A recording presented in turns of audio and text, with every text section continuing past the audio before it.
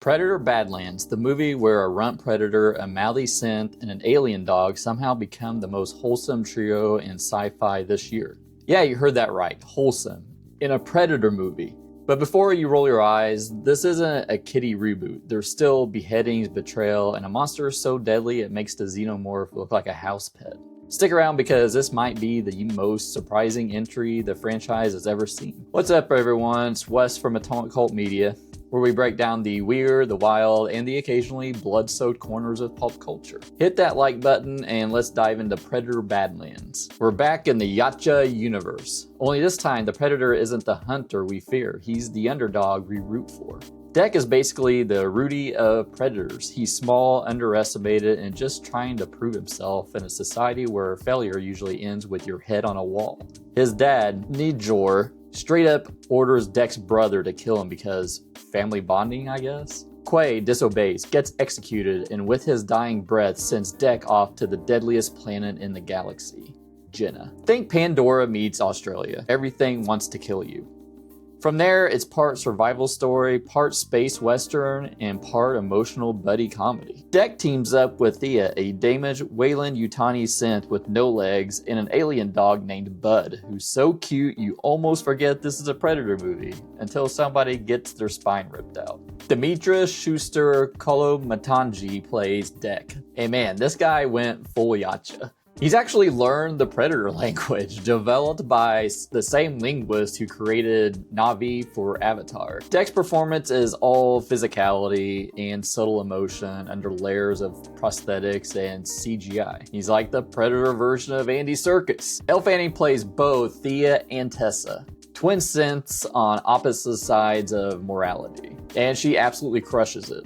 Thea is this broken, charming companion who's rediscovering empathy, while Tessa is basically Weyland-Yutani's answer to HAL 9000. Seeing Fanning switch between warmth and cold precision is half the fun of the movie. Then there's Mike Homick as Quay, the doomed brother who sets the story in motion, and Rowanal Narayan voicing Bud, the best alien pet since Baby Yoda, and probably the only one who spits affectionately. Dan Trachtenberg is back, the man behind Prey and Predator Kill of Killers. He co-wrote it with Patrick Asen, and the two have somehow turned the Predator mythology into a heartwarming coming-of-age story. It's like Conan the Barbarian meets the Iron Giant, but with decapitations. It's visually stunning.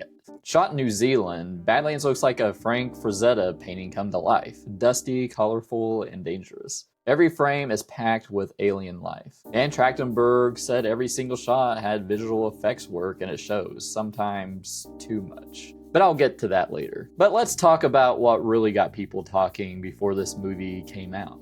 The online discourse. First, the Predator is the protagonist. What I always live by is the lack of trying something different kills art. Trachtenberg could have played it safe and made another human hunts Predator flick, but instead he flipped the script. He gave us an emotional arc about worth, survival, and identity, and I'm all here for it. The other is the look of Dek. That he looked too good as a Predator, without knowing that he's sort of like the runt of the litter and kind of messed up looking. And he's young, so he's going to look different. He doesn't have to look like every Predator that came before him. Secondly, he's the main character, so of course he's going to look less ugly so general audiences can relate and empathize with them as the main character. Third, the weird racist online complaining about his dark skin tone and giving him like the little afro and stuff with the memes. Yeah, that's not even really worth acknowledging, so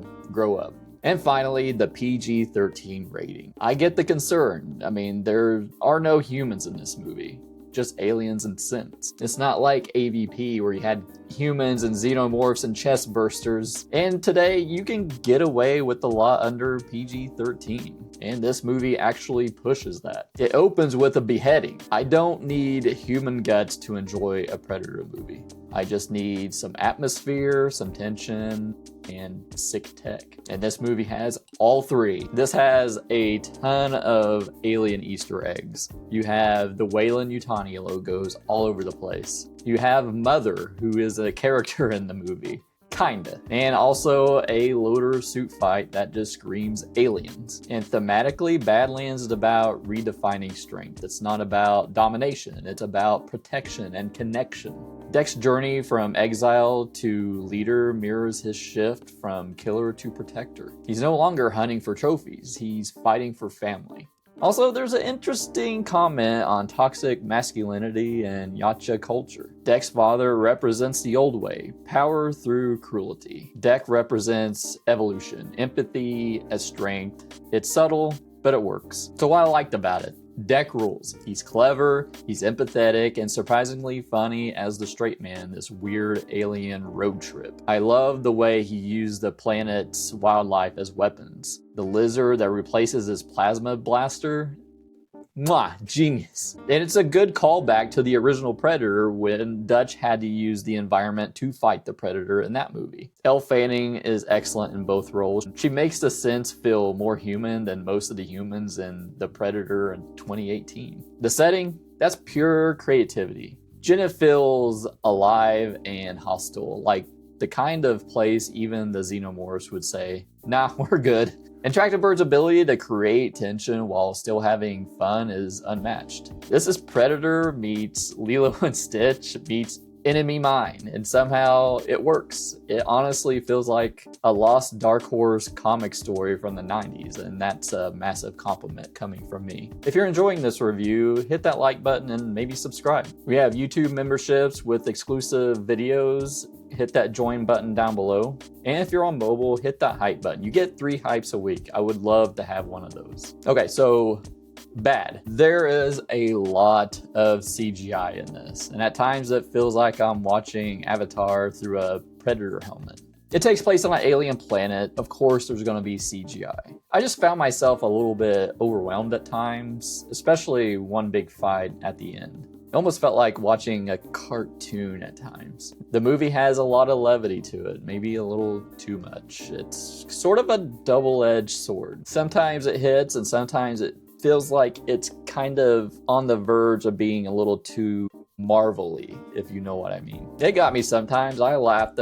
here and there, but also checked to make sure I wasn't actually watching Guardians of the Galaxy 4 Yacht Drift. And this is either good or bad, but this absolutely does not feel like a Predator movie. For me, that's a good thing, but I know some people can be stilted in their views of this 40-year-old franchise. I liked it for carving its own path and being a unique entry in the series. With that said, I'm still a little worried about the Disney-ification of Predator. I worried about it watching Killer of Killers, and you can see my review of that up here in the corner. And it seems like it's staying that course even further with this. You know, the cutesy animal, which I kind of liked, and then the sequel bait. There was also sequel bait in this. I don't know how to feel about that. And the jokiness that I brought up earlier. You know, at times it kind of feels like The Mandalorian, for better or for worse. Also, this is my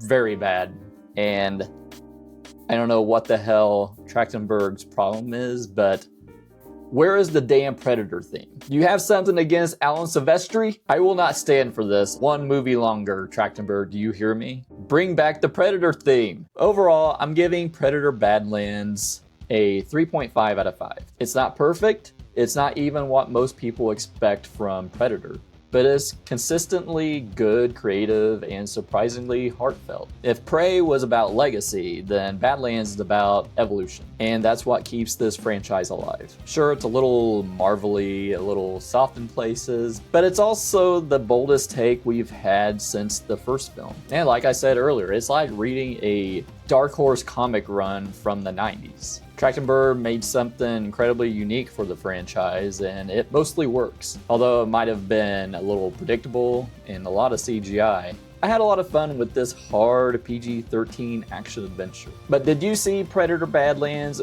What did you think? Were you into Predator Badlands' new direction, or do you want the franchise to go back to pure brutal hunting? Let me know down in the comments below. You can click here for my discussion with my childhood friend Lucas about the first Predator. Click here to subscribe, Our Patreon's right here. If you want to support the channel a little further, I have YouTube memberships. You just hit the join button below.